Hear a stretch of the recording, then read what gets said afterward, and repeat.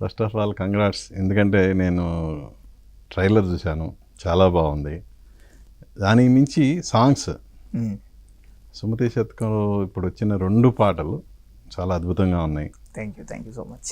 So అంటే success కళ అనేది వాటిల్లో కనిపించింది. సెన్సార్ కూడా అయిపోయింది. ఇంకా మరికొద్ది గంటల్లో ఆడియన్స్ ముందుకు రాబోతుంది. ఏం టెన్షన్గా ఉందా ఏంటి, అంత ప్రశాంతంగా కనపడుతున్నావు ఏంటి అసలు? కాన్ఫిడెన్స్. సినిమా మీరే అన్నారు. సో ఫస్ట్ టీజర్ వదిలినప్పటి నుంచి వచ్చిన రెస్పాన్స్, మొన్న ట్రైలర్ వదిలిన దాకా సేమ్ అదే మొమెంటం కంటిన్యూ అయింది. మీరు అన్నట్టు సాంగ్స్ కూడా మంచి సూపర్ హిట్ అయినాయి. మీ రీల్స్ చూస్తే ఇప్పుడు సోషల్ మీడియాలో అందరూ చేస్తూ ఉన్నారు, చిన్న ఏజ్ నుంచి ఆల్మోస్ట్ ఆల్ ఏజ్ గ్రూప్స్ చేస్తూ ఉన్నారు. ఏ పాటకి ఎక్కువ రీల్స్ కనపడుతున్నాయి? సుమతి టైటిల్ సాంగ్ బాగా కనపడుతుంది. సో ఇప్పుడు సుమతి అనే పేరున్న వాళ్ళందరికీ వాళ్ళు కూడా పెడుతున్నారు, మా మీద ఇప్పుడు దాకా ఏ సాంగ్ రాలేదు, మా కోసం మంచి సాంగ్ ఇచ్చారండి. సూపర్. సో ఏ సినిమాకైనా ఫస్ట్ సెన్సార్ వాళ్ళు ఫస్ట్ ఆడియన్స్. సో సెన్సార్ అయిపోయింది, క్లీన్ యూ. సో వాళ్ళ యూబైఏ. ఓకే. సో ఏంటి వాళ్ళ రెస్పాన్స్ ఏంటి? యాక్చువల్గా 0 కట్స్ యూబైఏ. ఓకే. వాళ్ళు చెప్పింది కూడా ఏంటంటే ఎక్కడ వేలు పెట్టి కదిలియటానికి ఏం లేదు. It's a clean comedy, no vulgarity, all kind of family audience వచ్చి ఎంజాయ్ చేయొచ్చు. సో బ్యూటిఫుల్ ఫీల్ బయటకు వచ్చేటప్పుడు. సో పాజిటివ్ కామెంట్సే వచ్చినాయి. అదొక దానివల్ల కామ్గా ఉన్నా నేను. మంచి కామెంట్స్ విన్నాను. ఎందుకంటే they are the first audience కదా. అవునవును. సో ఇది 3వ సినిమా కదా? అవును. ప్రొడ్యూసర్గా. అవును. This is the second straight film. So overall 3rd film. అంటే మధ్యలో ఒకటి తమిళ్ టు తెలుగు డబ్ చేసాం. ఓకే. సో ముందు 2 సినిమాలు ఏంటి, ప్రాఫిటబుల్ వెంచర్సా, ఏమన్నా ఎదురు దెబ్బలు తగిలినాయా, ఎలా? ఎక్స్పీరియన్స్. సో అంటే మనకి యాక్చువల్గా న్యూ ఇండస్ట్రీకి కొత్త. ఫస్ట్ ఫిలిం ఈజ్ ఒక ఎంతూజియాజం ఉంటుంది కదా. సో నేర్చుకున్నాం ఎక్కడ నేర్చుకోవడానికి ఎంత ఖర్చు అయింది అనేది అడిగేది. అయింది, బాగానే అయింది. But it's okay. I mean నేను అనేది ఏంటంటే you have to pay something for you to learn something కదా. ప్రాక్టికల్ ఎక్స్పీరియన్స్ ఒక రకంగా చెప్పాలంటే.